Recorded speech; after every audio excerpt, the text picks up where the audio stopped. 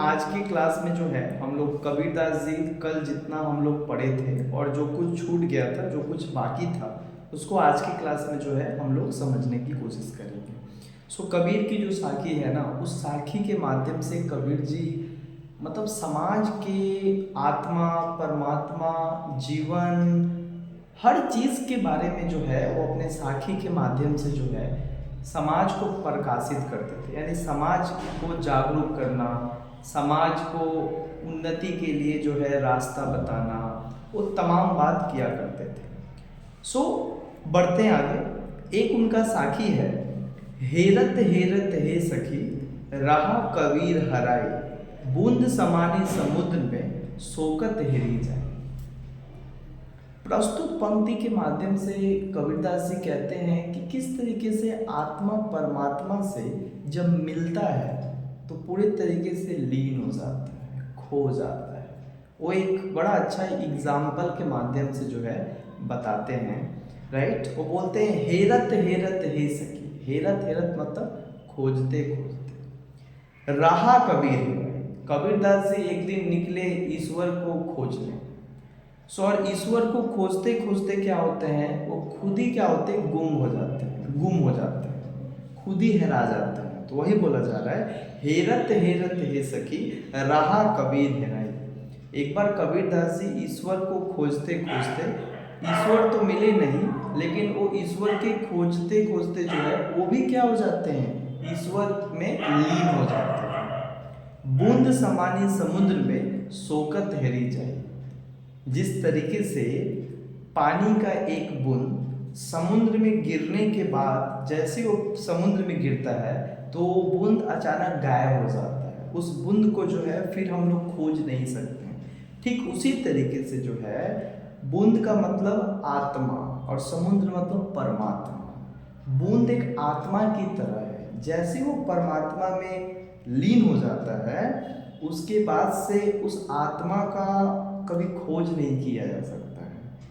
तो आत्मा और परमात्मा के बीच के अटूट संबंधों को जो है इस पंक्ति के माध्यम से दर्शाने की कोशिश करते हैं और कहते हैं सोकत हेरी जाए। कैसे जो है एक बूंद समुद्र में गिरने के बाद वो बूंद अचानक गायब हो जाता है, विलुप्त हो जाता है। ठीक उसी तरीके से इंसान के मृत्यु के बाद इंसान का आत्मा जो है परमात्मा के साथ क्या होता है, लीन हो जाता है, जुड़ जाता है।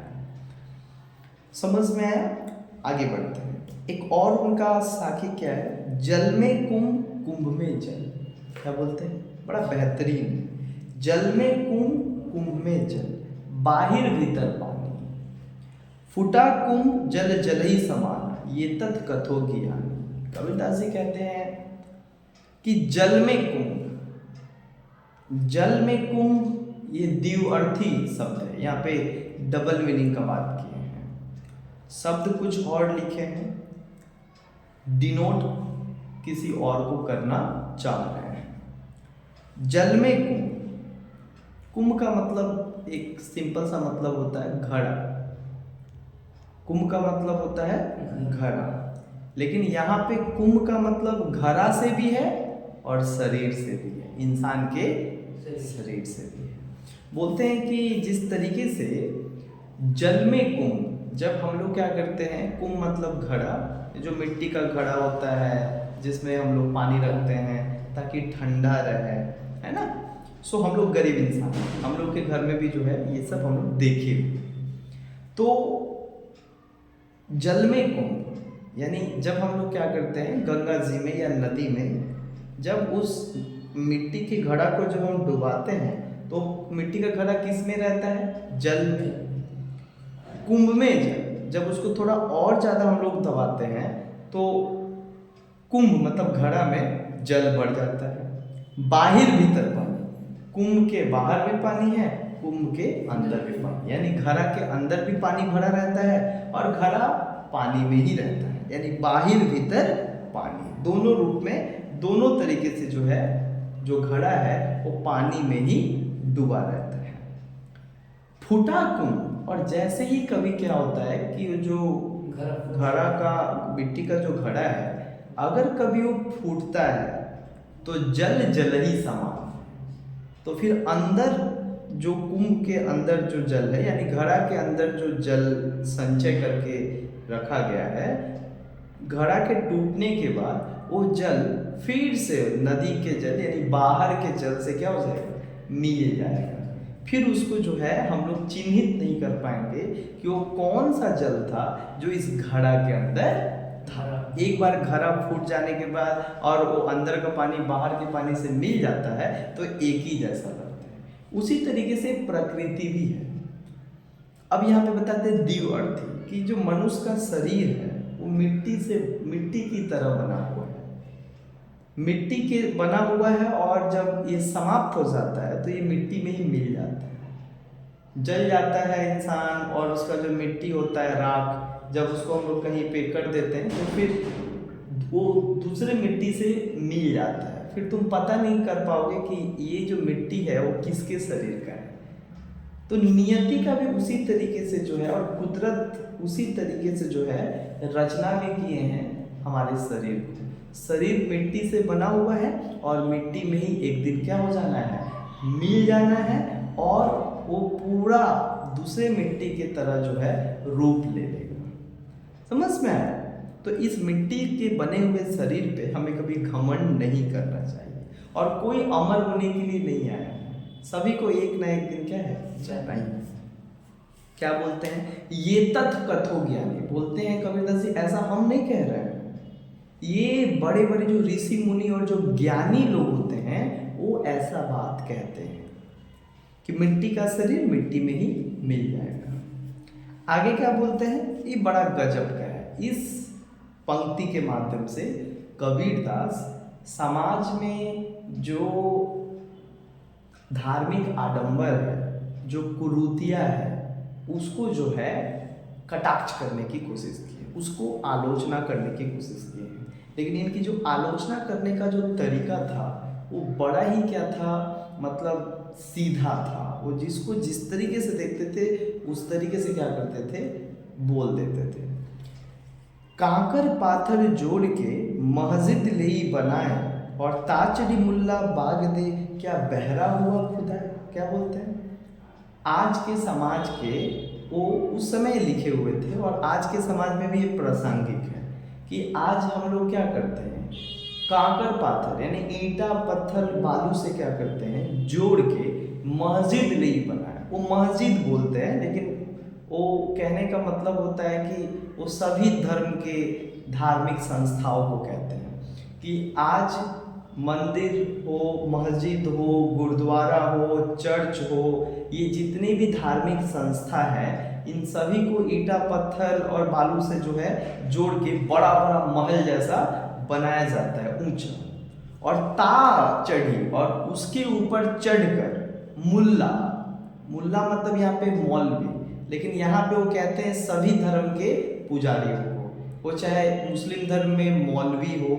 हिंदू धर्म में पंडित जी हो, क्रिश्चियन धर्म में फादर हो, है ना, इन सारे धर्म के लोगों को कहते हैं कि ताचड़ी, और इसी मंदिर और इसी धार्मिक संस्था पे ये लोग चढ़कर बाग दे, बाग मतलब भाषण देते हैं, बड़ा बड़ा क्या करते हैं, अपना अपना प्रेयर कहते हैं, प्रार्थना करते हैं चिल्ला चिल्ला कर। ये जो हमारे मंदिर में शाम को सुबह में आरती होता रहता है, मुस्लिम समाज में अजान होते रहता है, क्रिश्चियन में भी प्रेयर होते रहता है, प्रार्थना। तो बोलते हैं कि ताचड़ी मुल्ला बाग दे, और उसके ऊपर सारे ये धार्मिक लोग चढ़कर क्या करते हैं, बाग दे, भाषण देते हैं।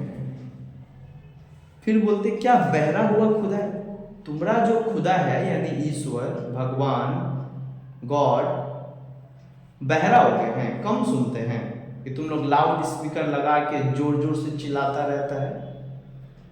तुम ही लोग ना कहते हो कि हमारा जो ईश्वर है वो अंतर्यामी है। तो जब अंतर्यामी है तो तुम्हारे मन के बातों को भली भांति समझते हैं, तो तुमको कोई जरूरत नहीं है इतना जोर जोर से चिल्ला चिल्ला कर ईश्वर तो अपना बात सुनाने का, क्योंकि ईश्वर तो कम सुनता नहीं है, ईश्वर तो अंतर्यामी है, वो तुम्हारे मन के बात को भी सुन लेते हैं। तो तुमको कोई जरूरत नहीं है इतना माइक लगाने का, चोंगा लगाने का, डीजे लगाने का कोई जरूरत नहीं है। मन से भी अगर आप ईश्वर को कुछ कहते हो तो ईश्वर के पास पहुंच जाता है। उनको जोर से चिल्लाने की जरूरत नहीं है। अब समझ में आए? यहाँ पे आगे एक उनका लाइनिंग है, कहते हैं हम देखत जग जात हैं, जग देखत हम जाए। क्या बोल रहे हैं? हम देखत जग जात हैं, जग देखत हम जाए, ऐसा कोई ना मिले पकड़ी छुड़ावे पाए। यानी कि यहाँ पे बोलते हैं कि हम देखत जग जात हैं, जग देखत हम जाए, ऐसा कोई ना मिले पकड़े छुड़ावे पाए। वो सामाजिक और नियति के ऊपर बोलते हैं कि हम देखत जग जाते हैं। हम मतलब हम सब लोग, संसार के सारे लोग क्या करते हैं? देख रहे हैं संसार क्या हो रहा है, रोज बदल रहा है, जा रहा है, कोई कल कोई कोई कभी किसी का मृत्यु हो रहा है, कभी कोई चला जा रहा है ना, इस संसार को छोड़ के चला जा रहा है। जग देखत हम जाने, है ना। एक बार हम लोग क्या कर रहे हैं? हम लोग देख रहे हैं कि भाई कल वो टपक गए, परसों वो मारे गए, है ना। जग देखत हम जाए, संसार भी क्या कर रहा है? मजा ले रहा है और देख रहा है बबू तुम्हारा बारी है, यमराज तुम्हारे ऊपर, इसका अब का बारी तुम्हारा है। यानी संसार भी क्या कर रहा है? देख रहा है कि आज तुम्हारा बारी है, कल तुम्हारा बारी है, परसों तुम्हारा बारी है। इससे क्या समझने को कहते हैं? वो बोलते हैं ऐसा कोई ना मिले पकड़े छुड़ावे पाए। यानी इस मृत्यु से, और जो ऊपर से लिख कर आया कि एक ना एक दिन सभी को जाना ही है, जो पैदा हुआ है वो एक ना एक दिन जो है इस संसार को छोड़कर जाना ही है, तो उसमें बोलते हैं कि कोई अमर होने नहीं आया है, एक ना एक दिन सभी को इस संसार से विदा लेना पड़ेगा, और ये नियति है। और जो लोग ऐसा समझता है कि हम अमर हैं, अमर होकर पैदा हुए हैं, ऐसा बात नहीं है। जो पैदा हुआ है वो एक ना एक दिन क्या होगा? नष्ट भी होगा, या एक ना एक दिन समाप्त भी होगा। बोलते हैं ऐसा कोई ना मिले। इस आने और जाने का जो प्रथा चल रहा है संसार में, इस संसार में ऐसा कोई व्यक्ति नहीं है जो तुमको क्या करे? पकड़े छुड़ावे पाए, तुम्हारा बाँह पकड़ के क्या करे? तुमको एक सही रास्ते पर, मतलब तुमको एक दूसरा रास्ता दे जो मोक्ष की प्राप्ति और अमर होने के रास्ता में जाता है। कोई नहीं मिलेगा इस संसार में, क्योंकि ये संसार का नियति है। बहुत बड़े बड़े लोग आए और चले गए, तो हम लोग क्या है? हम लोग भी आए हैं और हम लोग भी एक दिन ना एक दिन चले जाएंगे। तो नियति है, इस नियति को कोई चेंज नहीं कर सकता है।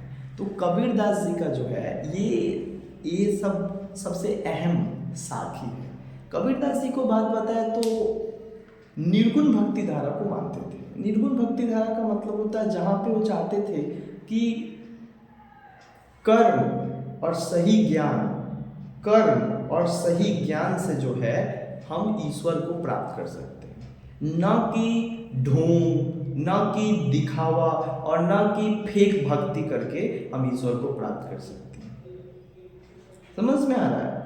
और सही ज्ञान का मतलब होता ही नहीं कि पोथी ज्ञान, पूरा दुनिया का ज्ञान प्राप्त कर लेना, नहीं। सही ज्ञान का मतलब होता है जो सही सत्य रास्तों पे चलने के लिए आपको क्या करता है? बाध्य करता है। सही ज्ञान से व्यक्ति को सही रास्ता मिलता है, और सही रास्ता ही ईश्वर के पास ले जा सकता है। इसलिए वो कहते हैं कि वो बोलते हैं कि बहुत उनका इम्पोर्टेंट है कि ये लाइनिंग है, बोलते पोथी पढ़े जब पंडित भया न कोई, 2.5 अक्षर प्रेम का सो पढ़े वो पंडित हो। यानी पोथी पढ़ के भी कोई पंडित ना होता है। अब तुम पोथी पढ़ रहे हो तो तुमको पंडित नहीं कहलाया जाएगा। हो सकता है कि तुमको पंडित नहीं कहा जाएगा। 2.5 अक्षर प्रेम का, यानी 2.5 अक्षर भी अगर सही ज्ञान अगर तुम्हारे पास है तो जीवन चल जाएगा, है ना। अगर 2.5 अक्षर भी अगर आपको सही आता है, सटीक आता है, राइट, तो आप एक ज्ञानी इंसान हो, सही इंसान हो, सही रास्ते पे जा सकते हो, मोक्ष की प्राप्त कर सकते हो। समझ में आ रहा है? तो ये अंटायर जितने भी हम लोग अभी समझे, ये सब कबीरदास जी का क्या है? साखी है। ठीक है। सो हम लोग अगली क्लास में जो है तुलसीदास जी के बारे में भी जो है हम लोग ध्यान देंगे और पढ़ेंगे। सो आप लोग ऐसे ही हम लोग को जो है सपोर्ट करते रहिए, और ज़्यादा से ज़्यादा वीडियो अच्छा लगे तो अपने दोस्तों के बीच शेयर कीजिए। धन्यवाद।